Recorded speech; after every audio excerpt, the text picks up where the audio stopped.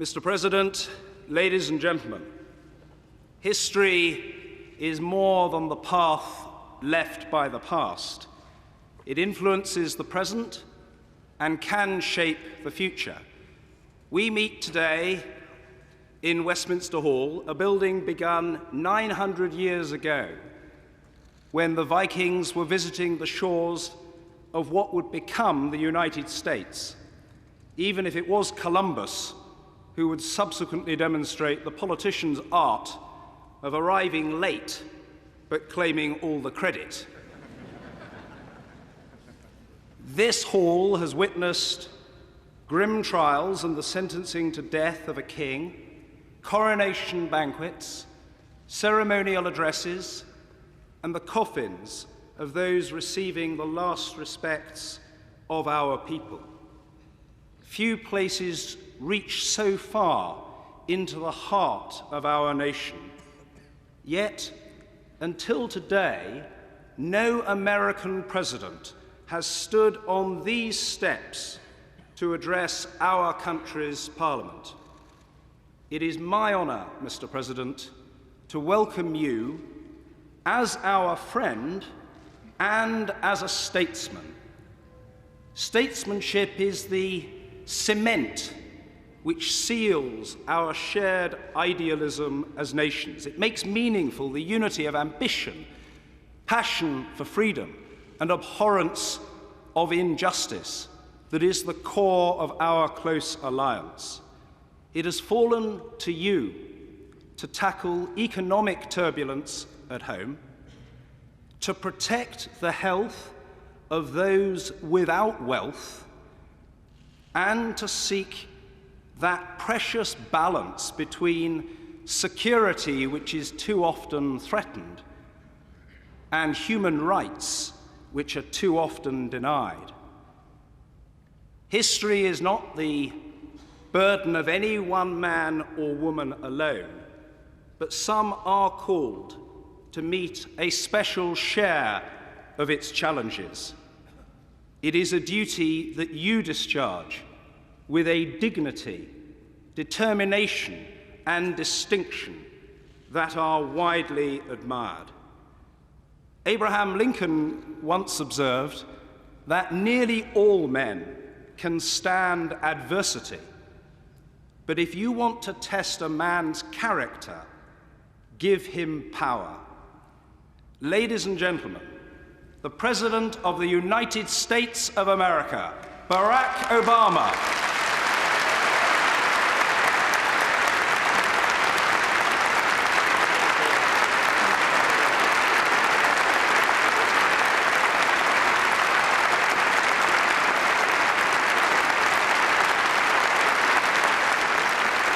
Thank you.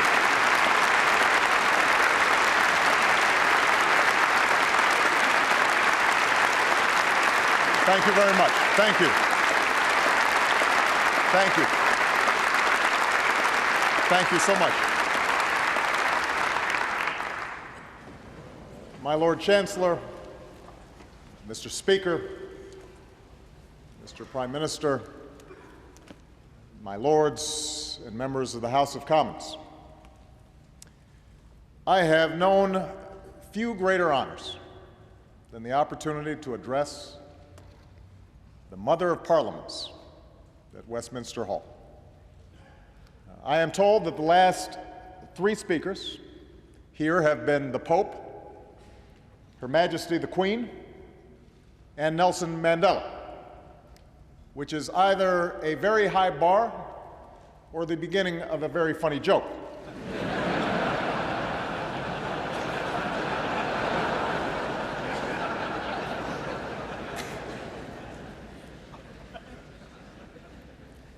I've come here today to reaffirm one of the oldest, one of the strongest alliances the world has ever known.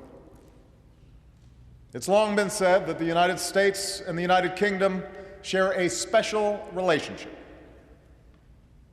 And since we also share an especially active press corps, that relationship is often analyzed and overanalyzed for the slightest hint of stress or strain.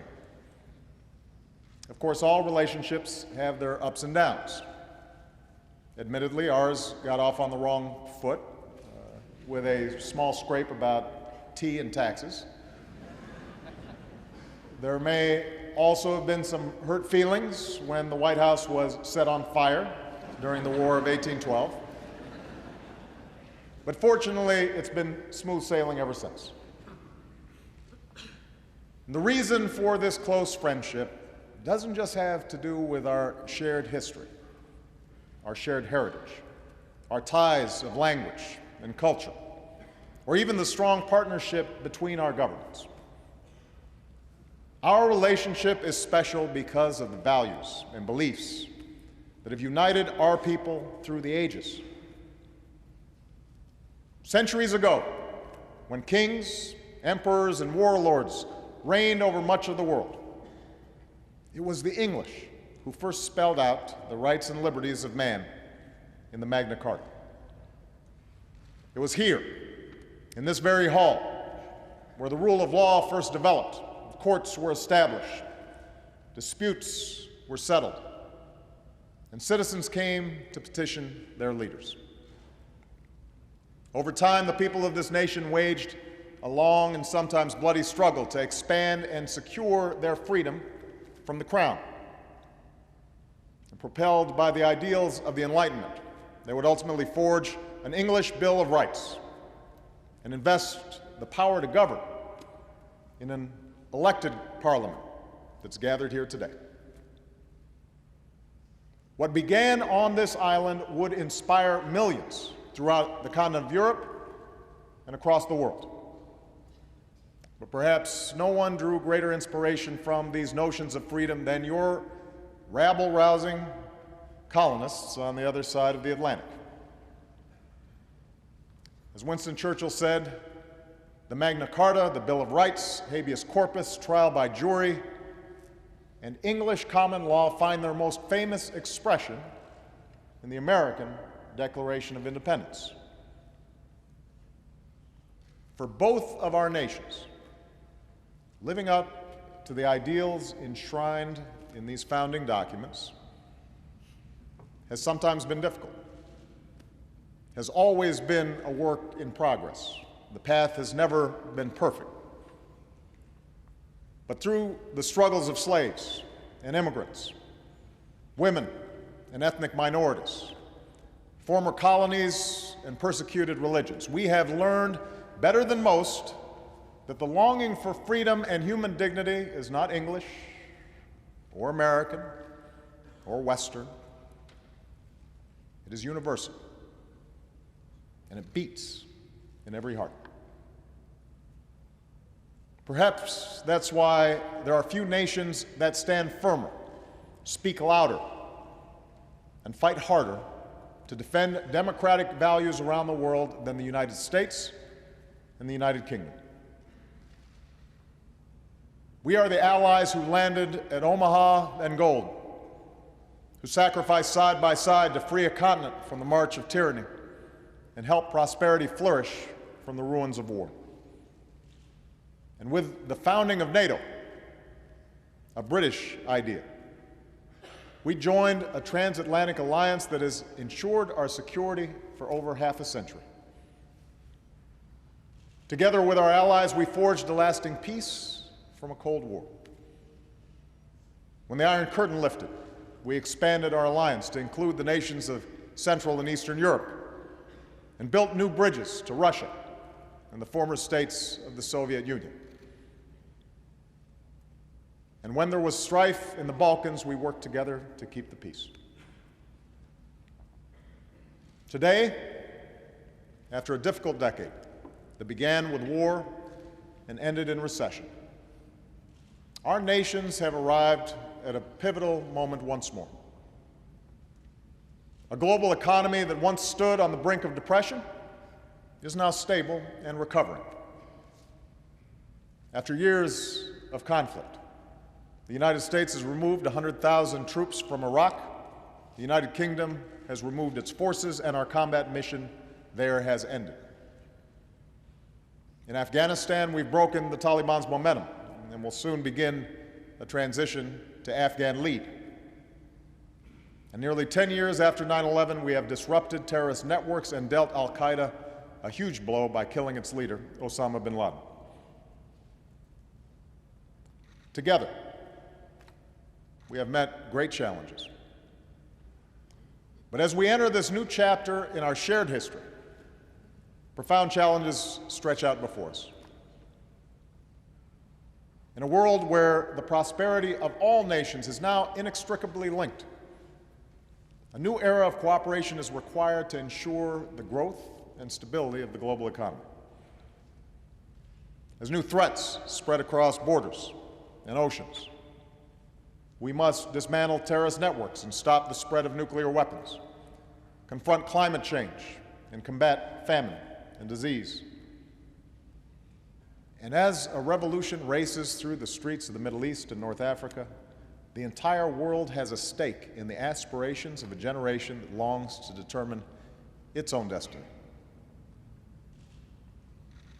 These challenges come at a time when the international order has already been reshaped for a new century. Countries like China, India, and Brazil are growing by leaps and bounds. We should welcome this development, for it has lifted hundreds of millions from poverty around the globe and created new markets and opportunities for our own nations.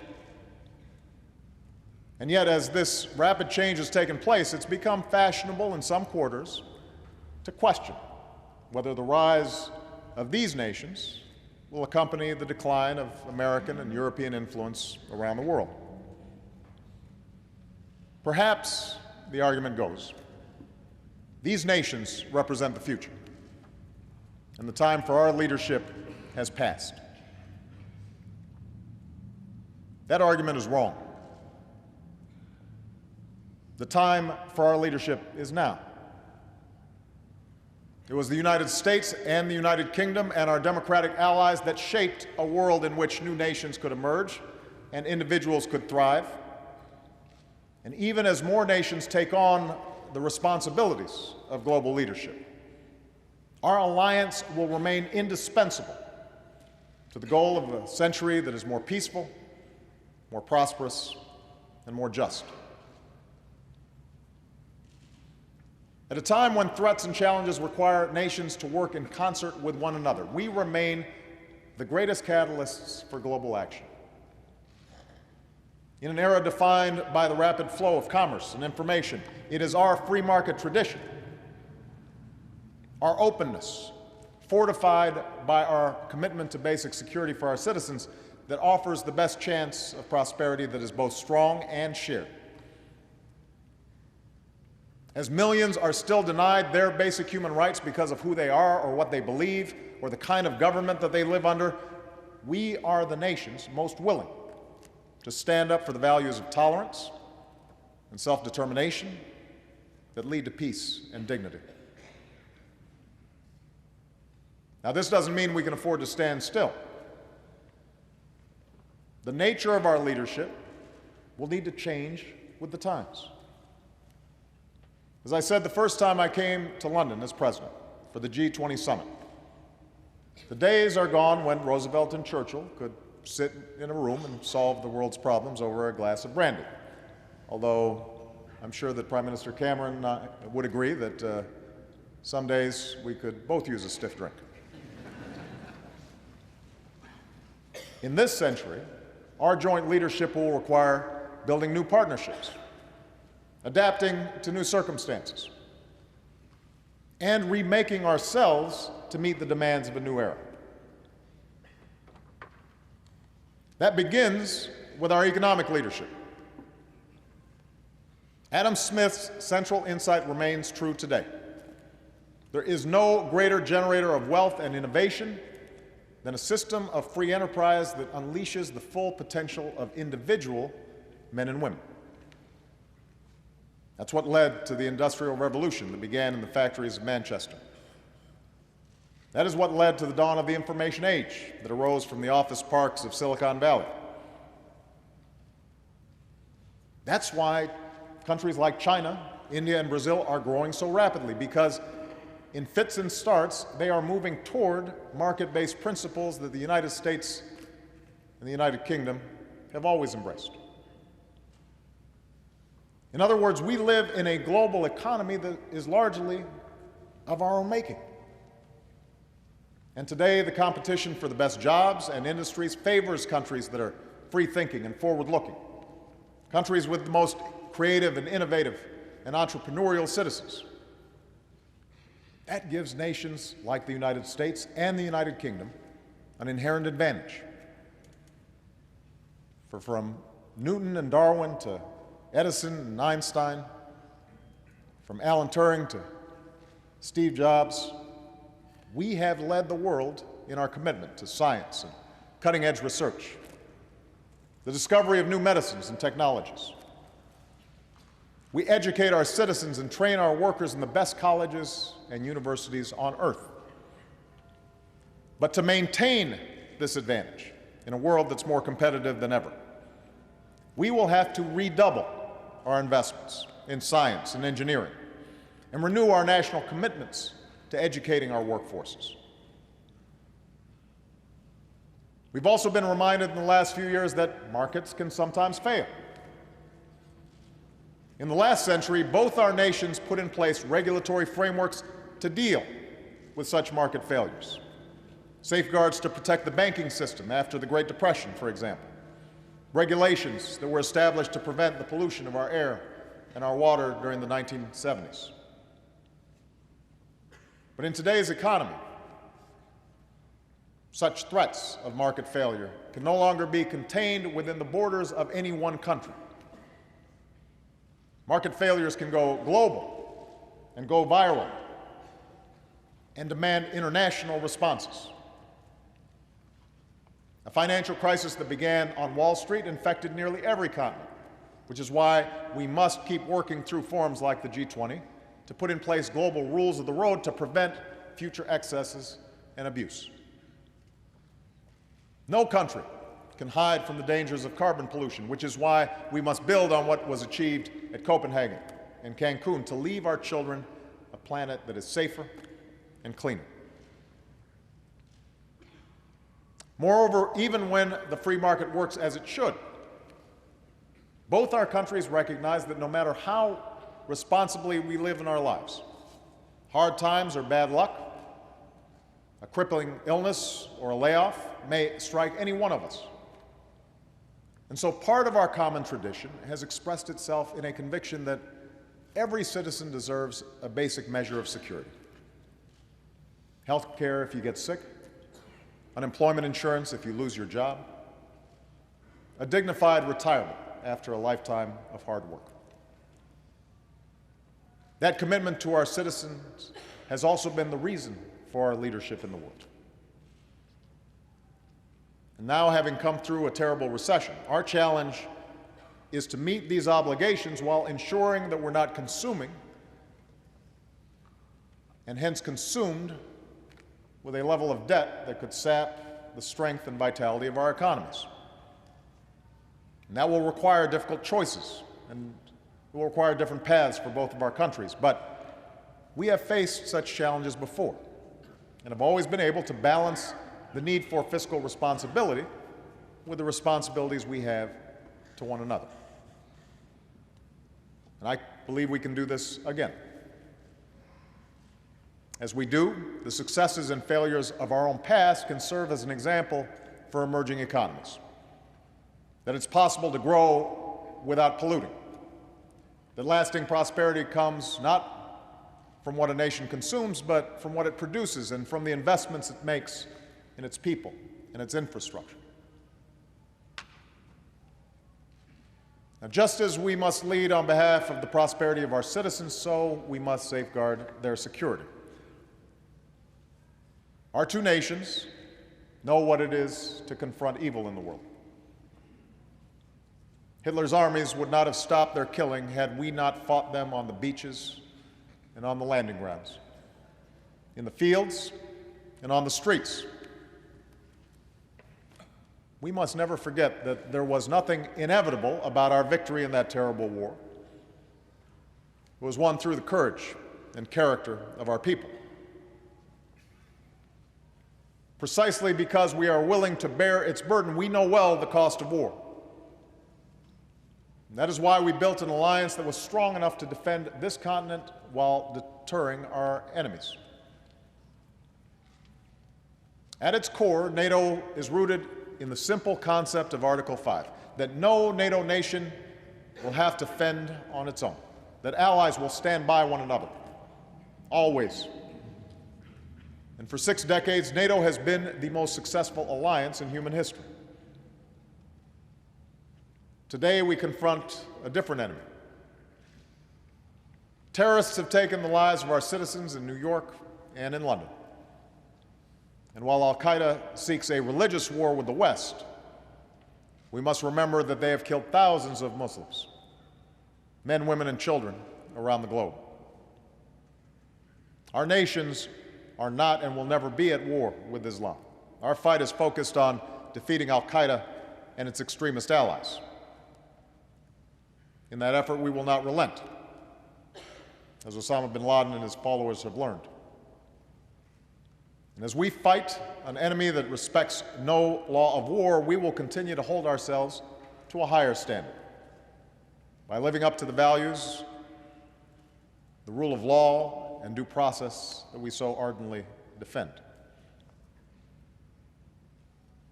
For almost a decade, Afghanistan has been a central front of these efforts. Throughout those years, you, the British people, have been a stalwart ally, along with so many others who fight by our side. Together, let us pay tribute to all of our men and women who have served and sacrificed over the last several years. For they are part of an unbroken line of heroes who have borne the heaviest burden for the freedoms that we enjoy. Because of them, we have broken the Taliban's momentum. Because of them, we have built the capacity of Afghan security forces. And because of them, we are now preparing to turn a corner in Afghanistan by transitioning to Afghan lead. And during this transition, we will pursue a lasting peace with those who break free of al-Qaeda and respect the Afghan constitution and lay down arms. And we will ensure that Afghanistan is never a safe haven for terror, but is instead a country that is strong, sovereign, and able to stand on its own 2 feet. Indeed, our efforts in this young century have led us to a new concept for NATO that will give us the capabilities needed to meet new threats. Threats like terrorism and piracy, cyber attacks and ballistic missiles. But a revitalized NATO will continue to hew to that original vision of its founders, allowing us to rally collective action for the defense of our people, while building upon the broader belief of Roosevelt and Churchill that all nations have both rights and responsibilities, and all nations share a common interest in an international architecture that maintains the peace. We also share a common interest in stopping the spread of nuclear weapons. Across the globe, nations are locking down nuclear materials so they never fall into the wrong hands because of our leadership. From North Korea to Iran, we've sent a message that those who flaunt their obligations will face consequences, which is why America and the European Union just recently strengthened our sanctions on Iran,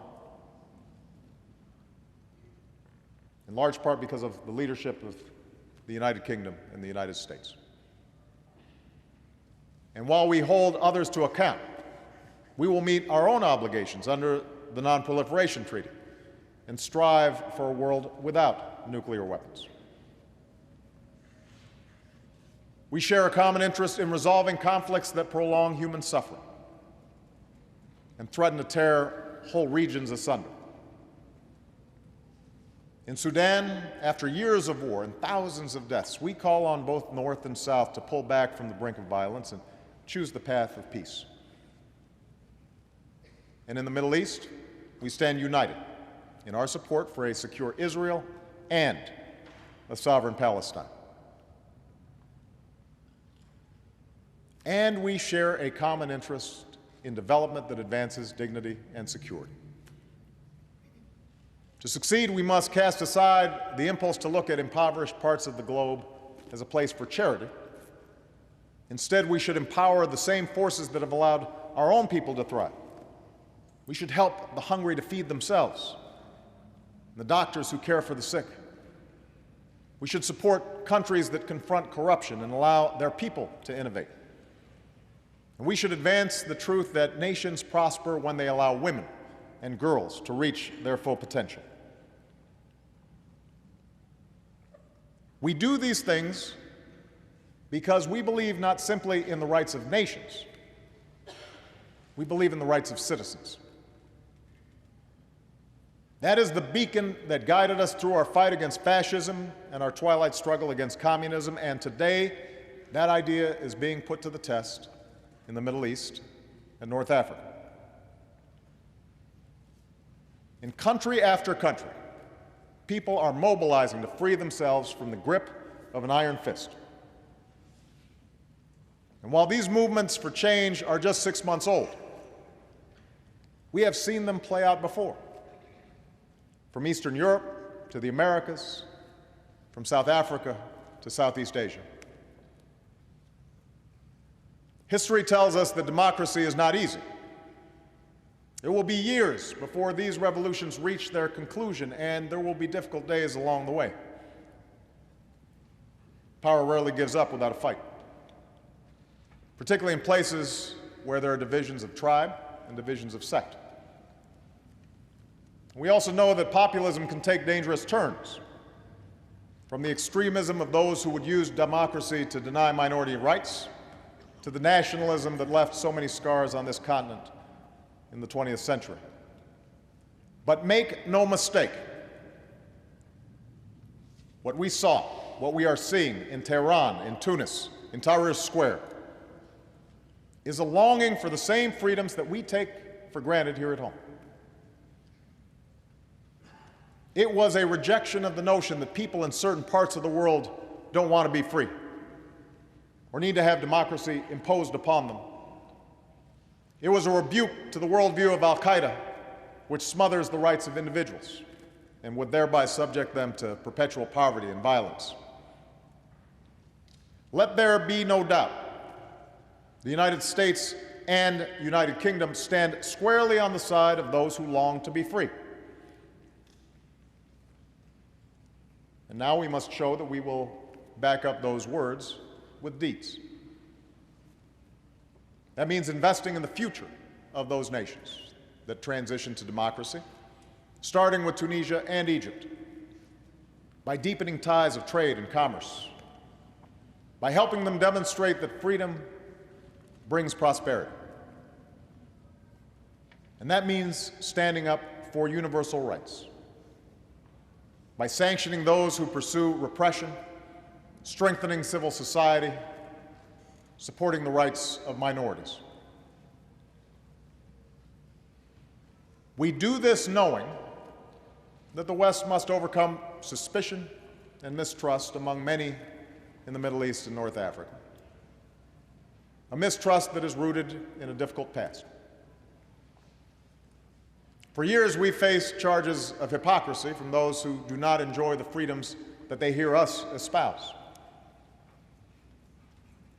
And so to them, we must squarely acknowledge that, yes, we have enduring interests in the region to fight terror, sometimes with partners who may not be perfect, to protect against disruptions of the world's energy supply. But we must also insist that we reject as false the choice between our interests and our ideals, between stability and democracy.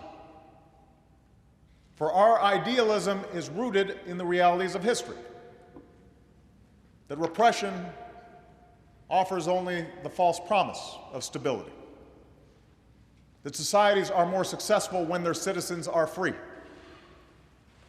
and that democracies are the closest allies we have.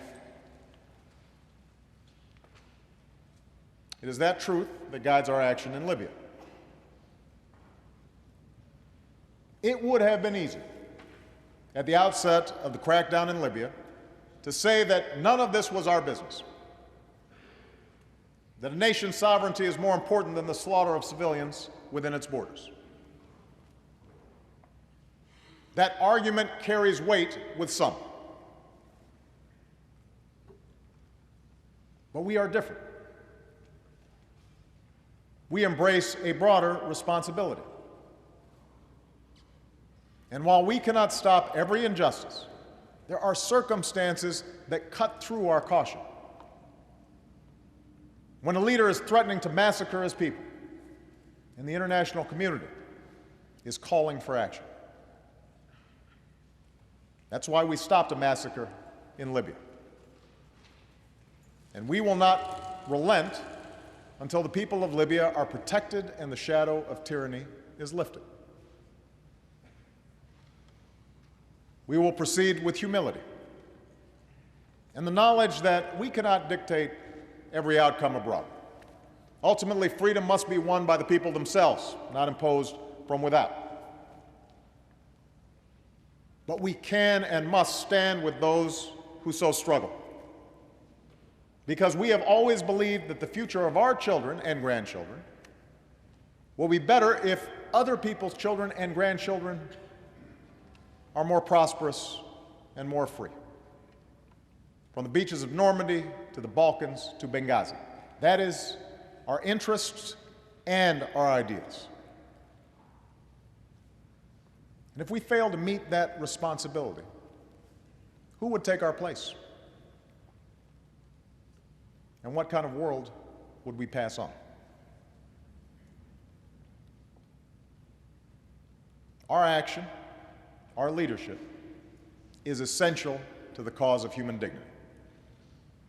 And so we must act and lead with confidence in our ideals and an abiding faith in the character of our people who sent us all here today.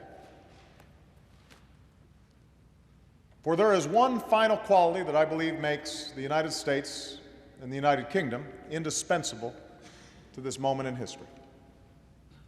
And that is how we define ourselves as nations. Unlike most countries in the world, we do not define citizenship based on race or ethnicity. Being American or British is not about belonging to a certain group. It's about believing in a certain set of ideals. The rights of individuals, the rule of law.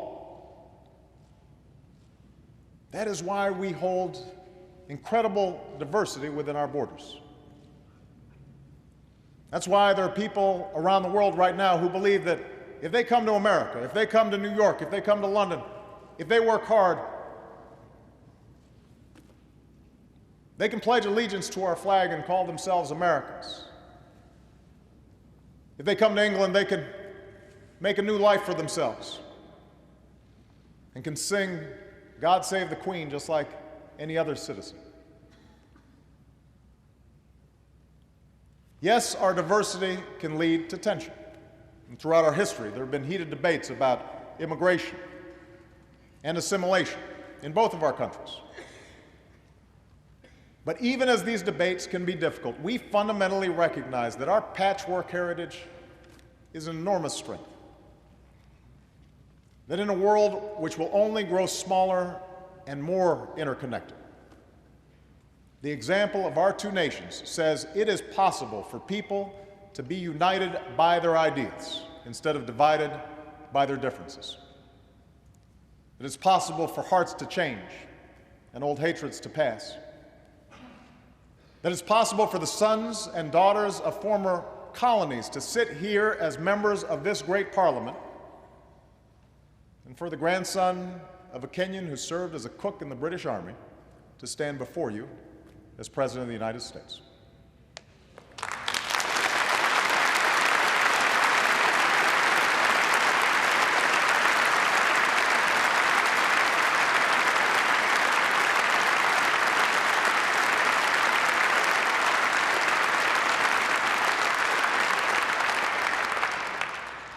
That is what defines us. That is why the young men and women in the streets of Damascus and Cairo still reach for the rights our citizens enjoy, even if they sometimes differ with our policies. As two of the most powerful nations in the history of the world, we must always remember that the true source of our influence hasn't just been the size of our economies, or the reach of our militaries, or the land that we've claimed. It has been the values that we must never waver in defending around the world. The idea that all beings are endowed by our Creator with certain rights that cannot be denied. That is what forged our bond in the fire of war. A bond made manifest by the friendship between two of our greatest leaders. Churchill and Roosevelt had their differences. They were keen observers of each other's blind spots and shortcomings, if not always their own. And they were hard-headed about their ability to remake the world. But what joined the fates of these two men at that particular moment in history was not simply a shared interest in victory on the battlefield. It was a shared belief in the ultimate triumph of human freedom and human dignity. A conviction that we have a say in how this story ends. This conviction lives on in their people today. The challenges we face are great. The work before us is hard. But we have come through a difficult decade, and whenever the tests and trials ahead may seem too big or too many, let us turn to their example and the words that Churchill spoke on the day that Europe was freed. In the long years to come, not only will the people of this island, but the world, wherever the bird of freedom chirps in the human heart, look back to what we've done, and they will say, do not despair, do not yield, march straight forward. With courage and purpose, with humility and with hope, with faith in the promise of tomorrow, let us march straight forward, together, enduring allies, in the cause of a world that is more peaceful, more prosperous, and more just. Thank you very much.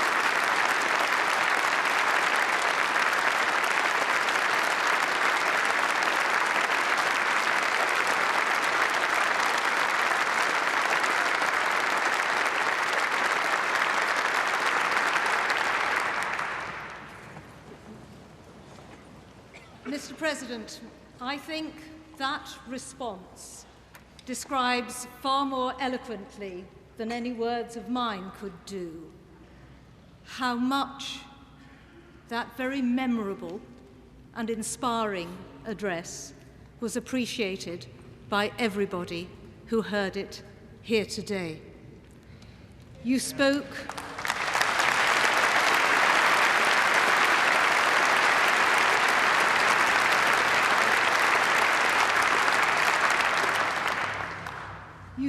with great warmth and great generosity about the British Parliament and the British people, and about the links that bind us, the values and the traditions that we share, the history that we have experienced together. But more than that, you spoke too, not just of the relationships of the past, but the relationships of the future. And I think that was what made what you said so inspirational. It was a distinguished American governor of New York who remarked on the propensity of politicians to campaign in poetry, but to govern in prose.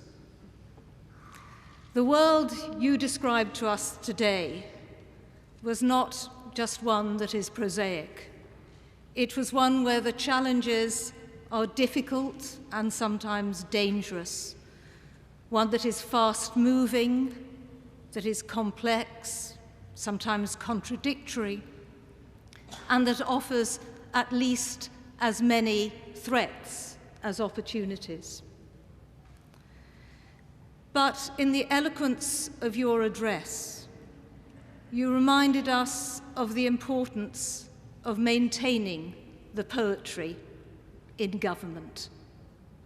Because to lead, that poetry is necessary. Necessary not only to articulate the challenges, as you did so masterfully, but also to bring others together to face those challenges with common principles and with shared purpose. Mr. President, it has been a privilege for all of us to hear you speak today. It is a privilege for me to have the responsibility of thanking you on behalf of both Houses of Parliament for coming to Westminster and to wish you and Mrs. Obama a very happy and pleasant rest of your stay in the United Kingdom. Thank you so much.